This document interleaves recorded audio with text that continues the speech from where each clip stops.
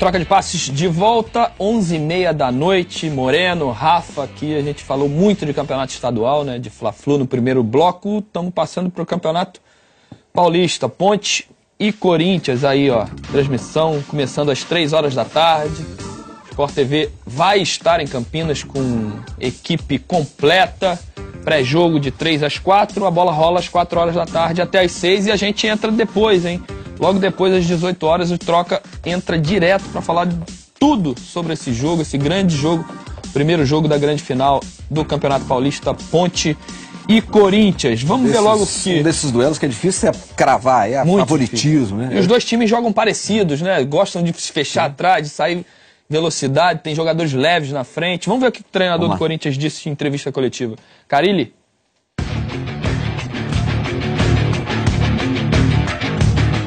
A ideia de jogo da Ponte Preta é diferente da do São Paulo, né? Eles também vão procurar jogar no erro, é uma equipe de contra-ataque, uma equipe que busca espaço pelos seus 4 jogadores mais adiantados. Então a gente sabe que é diferente, mas a ideia de trabalho e de concentração é para que a gente faça um grande jogo no domingo.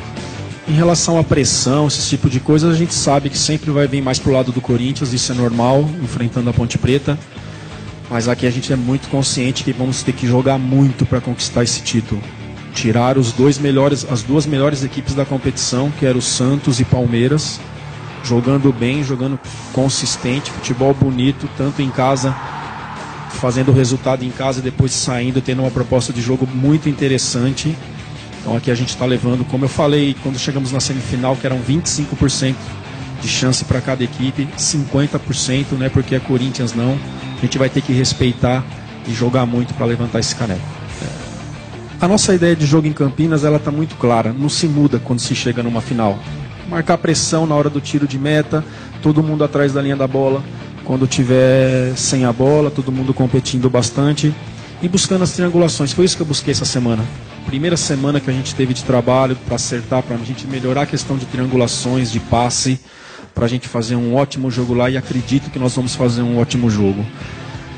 Decisão, você vir com um empate para dentro da sua casa com a sua força, é um ótimo resultado, mas a gente vai lá para buscar a vitória. Gente, pessoal dos estúdios aí, é uma brincadeira. Nós hoje somos a primeira força já, né? Porque entre os 4, os 3 estão fora. A Ponte não estava nessa não, ou estava a Ponte? Vocês vão falar que a Ponte estava agora, não estava. É uma brincadeira, pessoal do ar-condicionado aí que muitas vezes não entende, que fica aí dentro. É um sonho. Imaginava, pelo tempo que eu estou dentro do futebol, que eu poderia chegar numa equipe grande como técnico, mas eu teria que fazer um trabalho antes, em equipes menores. Eu tinha isso como na minha cabeça. Eu vou chegar numa equipe grande, mas primeiro eu vou ter que fazer um trabalho melhor, um trabalho bom, um trabalho forte, de acesso, alguma coisa assim numa Série B. Eu tinha isso. E eu vou te falar o que fez chegar até aqui. Pode ter certeza que essa foi a minha grande força, eu acreditar nas minhas convicções e deixar muito claro para os atletas o que eu quero, o que eu queria em treinamentos em jogo. Isso que me fez estar aqui até hoje e que eu acredito que eu vou ficar aqui ainda por um bom tempo. Toda brincadeira tem um fundinho de verdade, né? E ele tá certo também, porque todo mundo cravava como o Corinthians a quarta força, só se der uma zebra, esse título, essa final sai entre Palmeiras e Santos, que eram as duas potências do Campeonato Paulista. O São Paulo correndo por fora, porque chegou o Rogério Ceni, podia ter aquela injeção de ânimo, ideias novas sendo implementadas, mas também não funcionou. E temos Corinthians e Ponte. Todo mundo completo? A distância não é tão grande. As duas equipes completas, mas as duas equipes cheias de pendurados. Né? Corinthians com 9, a Ponte com 7. E ver se isso não vai afetar o jogo. A maneira de jogar. O cara ele falou sobre isso, para que os jogadores não tomem cartões bobos, que eles sabem que o jogo vai ser pegado, é um jogo de intensidade e que, obviamente, a chance de um desses jogadores ficar suspenso para o segundo jogo é enorme. A gente está falando de Gabriel, Maicon. Se não me engano, do time titular, só os 2 zagueiros centrais, Balbuena e Pablo, não estão pendurados. O que é bom, né? Os 2 laterais estão, os 2 volantes estão. Tá pesado. O Jola na frente tá, o Jadson tá. A gente já falou da dificuldade que é apontar um favorito, né, nessa decisão aí do Campeonato Paulista. Até que eu ia falar antes da gente ir pro intervalo, né, que a gente tem, assim, se a gente pegar Rio Grande do Sul, São Paulo, Minas e Rio, a gente tem em 2 estados decisões em clássicos, né, no Rio de Janeiro e em Minas, que por si só já é difícil apontar um favoritismo pela rivalidade, por tudo mais. E em São Paulo e no Rio Grande do Sul a gente tem um time forte de camisa contra um time que não tem a mesma tradição, o mesmo peso, o currículo de títulos, mas nessas 4 decisões não dá para apontar assim, esse é favorito. Sim, claramente favorito.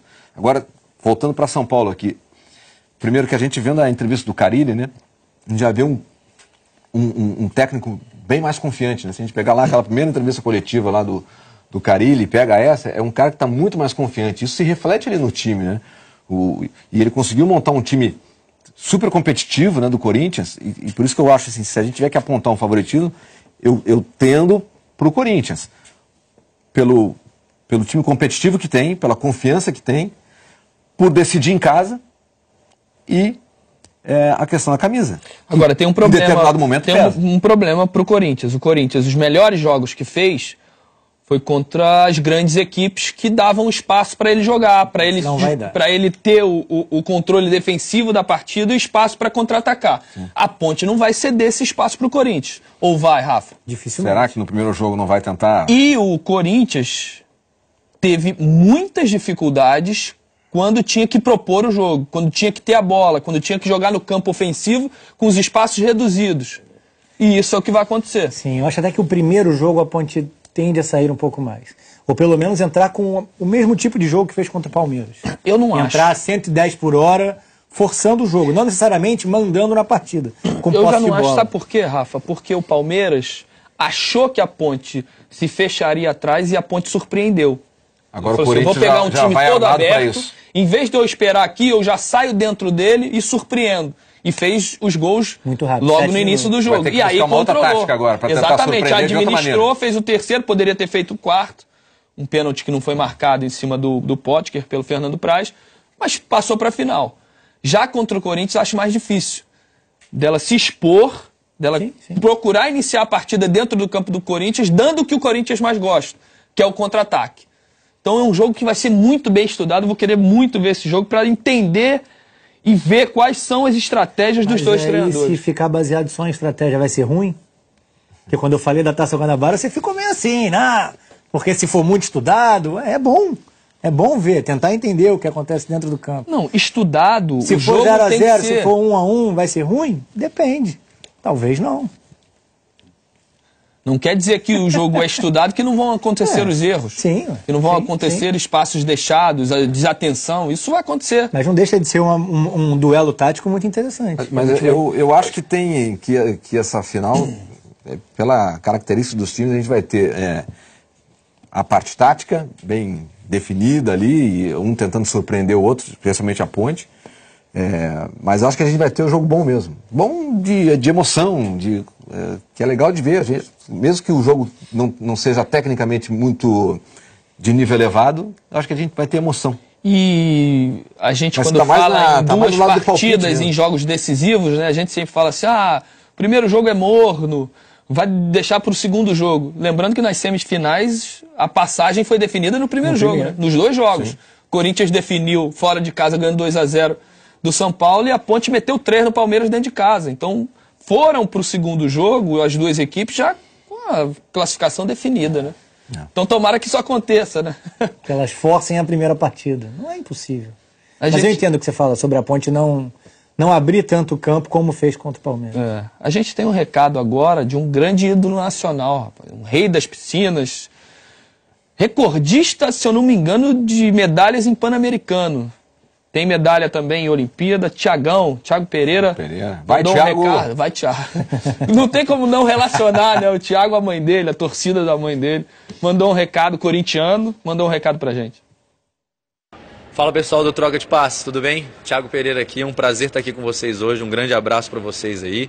E a minha pergunta é o seguinte, em 77, o Corinthians com a Ponte Preta fizeram uma final histórica, onde o Corinthians estava 23 anos sem vencer. Na opinião de vocês, você acha que tem alguma chance de essa final voltar a ser histórica agora, em 2017, mas para o outro lado? Grande abraço para vocês, fico na guarda da resposta, valeu. Boa, Thiago, bela pergunta, só afirmando que amanhã a gente tem uma reportagem especial sobre esse jogo citado pelo Thiagão. essa grande final de 77, o Corinthians saindo da fila depois de 23 anos, 3 jogos no Morumbi, uma vitória para o Corinthians, depois a Ponte ganhou de novo e o Basílio foi dar a vitória no terceiro jogo para o Corinthians e o título. A gente tem uma reportagem amanhã no Troca, começando às 11 horas da noite. Tem e a chance. bomba é para você. Claro, está completamente aberto. É. Uma curiosidade, a gente falou com o Washington, né, o Coração Valente. Ele foi artilheiro do Campeonato Paulista e da Copa Pela do Brasil Ponte, no né? mesmo ano, na Ponte Preta. E o Potker foi artilheiro do Brasileiro ano passado e pode se despedir com a artilharia do Paulista. Né? Atualmente ele é o artilheiro com 9 gols, empatado com o Gilberto. E não é só o Potker, né?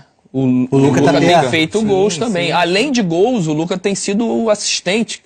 Tem dado várias assistências. É um time muito equilibrado. Tem o uma time saída do de Ponte. bola de qualidade com o Fernando Bob, que reencontrou aquele bom futebol. Ele foi parar no Inter pelo bom futebol que ele apresentou na Ponte Preta. Não mostrou, voltou para onde ele foi voltou. bem. E já tem atuado muito bem de novo. E a capitão, agora o Bob tem que tomar algum cuidado, né? No primeiro jogo, o que ele deixou de cotovelo, de braço, ele poderia até ter sido expulso. Primeiro jogo contra o Palmeiras. A musiquinha aí, Moreno, agora é comigo, hein? A Agora- diretora pegou agora no meu pé. Vamos Agora lá, não para tava mais um falando. intervalo. Daqui a pouquinho a gente volta, a gente vai falar de Campeonato Mineiro. Tem Cruzeiro e Galo na final do Campeonato Mineiro. A gente vai e volta.